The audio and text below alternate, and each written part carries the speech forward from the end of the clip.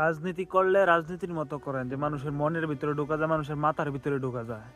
এমনও লোক আছে যে 30 বছর 40 বছর ধরে রাজনীতি করে, মানুষ তাদেরকে চায় না, মানুষ তাদেরকে দেখলে স্যাপ ফালায় স্যাপ। আর হাদি কয়দিন ধরে রাজনীতিতে আইছিল, কতদিন সে রাজনীতি করছে, প্রতিটা তার মাথায় গুলি ঢুকছে, আর সে বাংলাদেশের প্রতিটা মানুষের মাথায় ঢুকে গেছে একটা নাম, শুধুমাত্র হাদি হাদি হাদি। বিষয়টা বুঝেন না?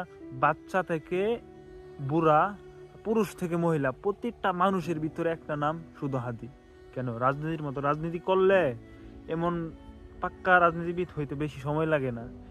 এমন লোক আছে, বললাম না, 100 বছর ধরে রাজনীতি করতেছে, বয়স তো 100 বছর না, কথার কথা বুঝাইলাম। মানুষ তাদেরকে দেখলে ছ্যাপ পালায়, তাদেরকে ঘৃণা করে। কেন ঘৃণা করে? কারণ তারা চুর, বাটপার, তারা সিটার, তারা গরিবের হক মেরে খায়, তাদেরকে মানুষ চায় না। আর হাদি কয়টা দিন রাজনীতিতে ছিল? ওই যে দেলোয়ার হুজুর একটা কথা বলছিল না, সাইদি সাহেব, শিয়ালের মতো না বিড়ালের মতো লাখ বছর বাচ্চা, কোটি বছর বাচ্চা থেকে কোনো লাভ নাই, সিংহের মতো 1 ঘন্টা বাঁচো।